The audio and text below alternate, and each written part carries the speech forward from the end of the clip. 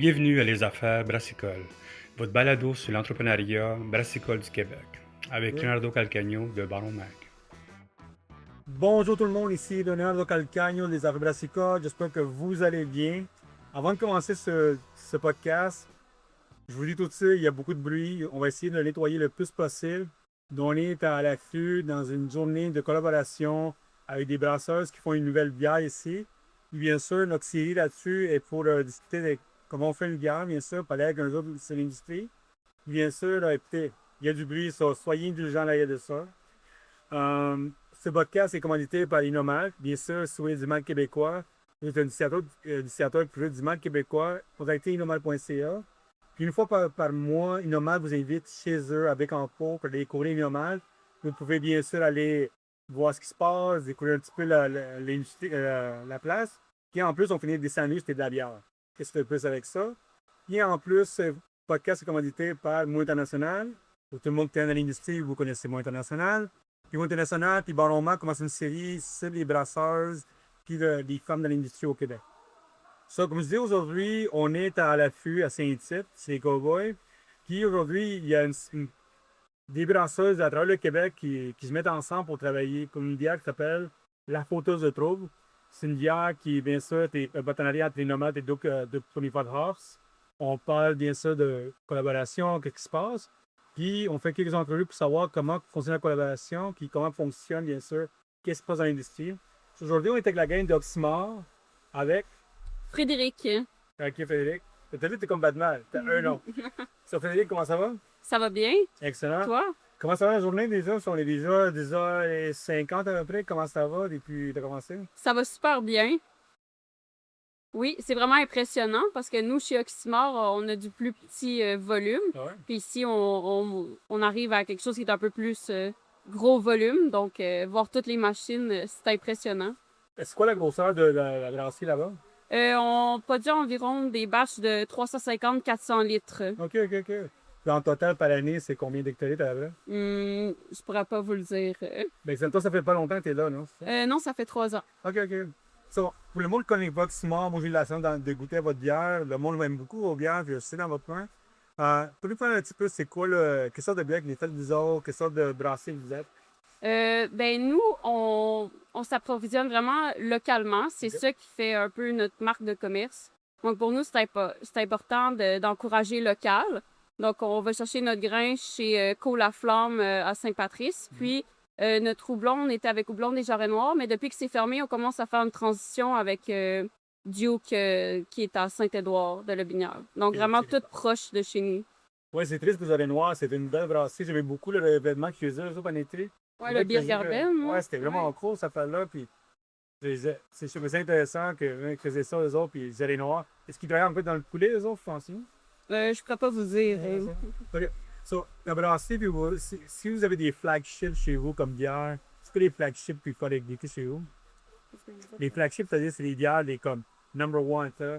Si on veut découvrir votre brasserie, c'est quelle bière qu'on devrait découvrir? Ben, on a nos classiques, donc je dirais la rousse irlandaise qui est vraiment très appréciée. OK. Il y a notre blanche orange coriandre qui a gagné un prix, OK. donc vraiment super intéressant. Sinon, je sais que notre NEPA, là, vraiment, le Nouvelle-Angleterre, IP Nouvelle-Angleterre, c'est vraiment, là, c'est très recherché comme produit. Puis sinon, on fait des bonnes bières. Excellent. Vous avez combien de SKU au fait?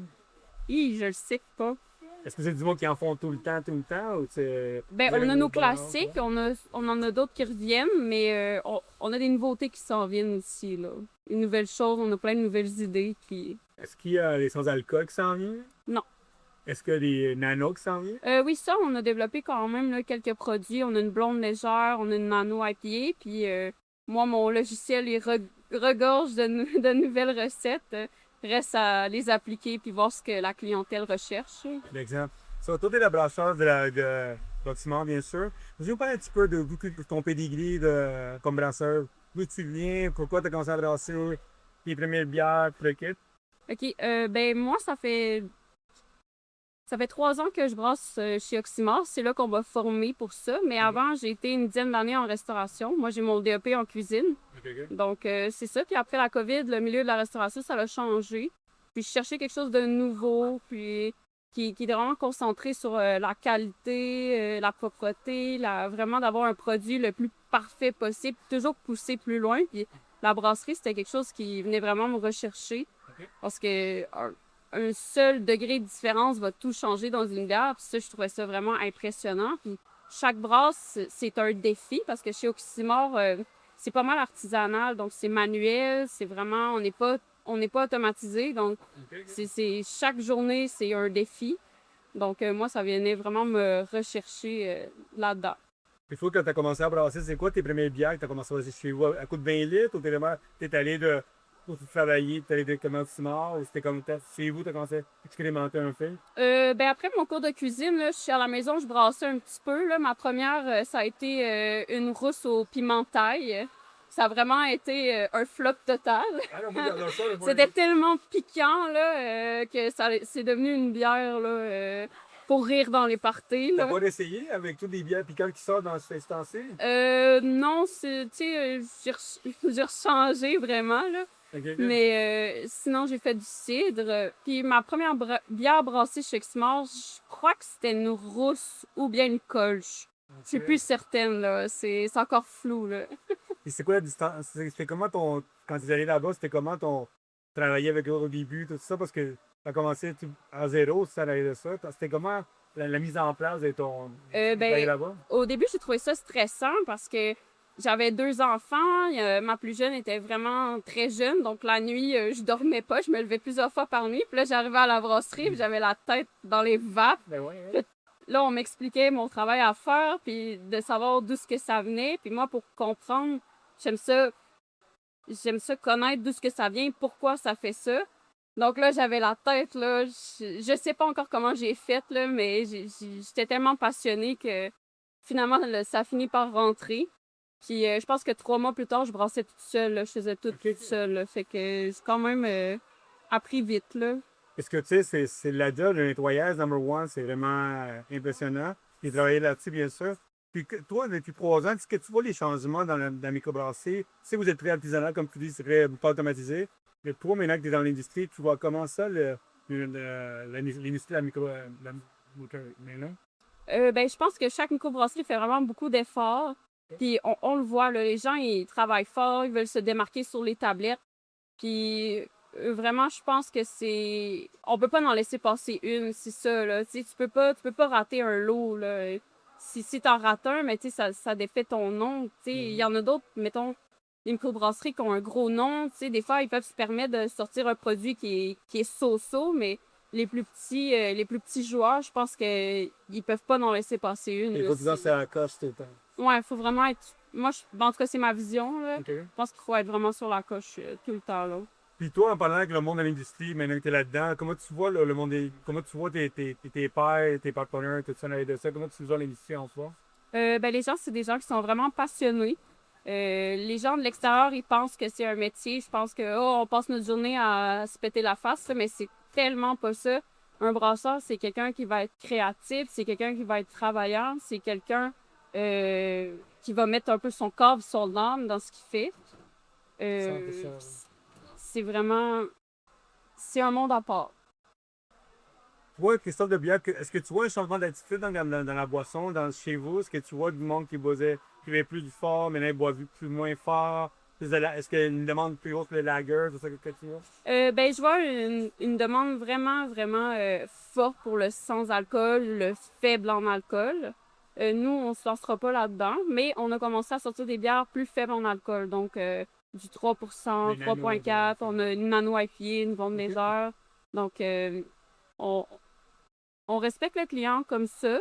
Puis aussi, au salon de dégustation, on achète de d'autres microbrasseries pour les gens qui veulent pas boire. Puis, je pense que c'est bien aussi, là. Ça permet d'être créatif, d'échanger. Sur votre brasserie, vous autres, c'est vraiment consommation en place plus possible. Ben, on a des points de vente là, dans le Binière, tout autour. Là, on a quand même plusieurs. Donc, on vend dans notre région, mais mettons, on ne vendra pas à Montréal. Okay. On est ici à la Flux aujourd'hui parce que vous faites une collaboration entre brasseurs pour une bière qui s'appelle Photos de Trouble. T'en viens? Comment on collabore? Tu sais, je parle tout le temps avec du monde qui collabore avec 2 bois brassés. Ici, on parle de beaucoup de brasseuses en même temps. Comment on fait pour y travailler ensemble, tout ça? Ben, ça a tout commencé par un groupe Facebook, donc tout le monde est là-dessus. J'aimerais tellement lire ce fait que c'est comme Facebook. Hein? Ouais, ben, c'est une discussion sur Messenger. Puis la personne qui a amené cette idée-là, donc elle avait amené nos logiciels. Puis après, c'est est-ce que vous avez des opinions sur telle étape? Donc après, c'est chacun échange, puis on choisit un consensus. C'était quoi ton opinion là-dedans? Qu'est-ce que tu voulais le plus? Est-ce que tu voulais quelque chose de différent ou c'était comme, t'es bien correct? Ouais, c'est bien correct. Là. Moi, c'est le fun de voir les opinions de tout le monde. Moi, ce qui m'intéressait vraiment, c'était pas le produit final, c'était qu'est-ce que chaque personne avait à dire là-dessus, c'était quoi leur point de vue. Moi, c'est ça qui m'intéresse. C'est pour ça que je suis là aujourd'hui, parce que je pose des questions. Ah, hey, toi, quand tu fais un sour kettle, comment tu fais ça? C'est quoi tes techniques? Moi, c'est vraiment plus dans la technique, la recherche de savoir, puis vraiment voir qu'est-ce que tout le monde fait, comment arriver à certains résultats. C'est ça. Mais c'est ça la beauté, c'est de rencontrer tout le monde, faire un peu de rencontres qu'on ne voit jamais, tout ça. C'est sûr, comme je dis, on est aujourd'hui pour hier, fait par les brasseurs du Québec. Qu'est-ce que tu penses qu'il manquait pour qu'il y ait plus de monde des brasseurs du Québec? Enfin, qu'il y ait besoin de plus d'événements, plus d'éducation, plus des journées spéciales. Qu'est-ce que tu penses qu'il manquait pour qu'il y ait plus de femmes dans l'industrie?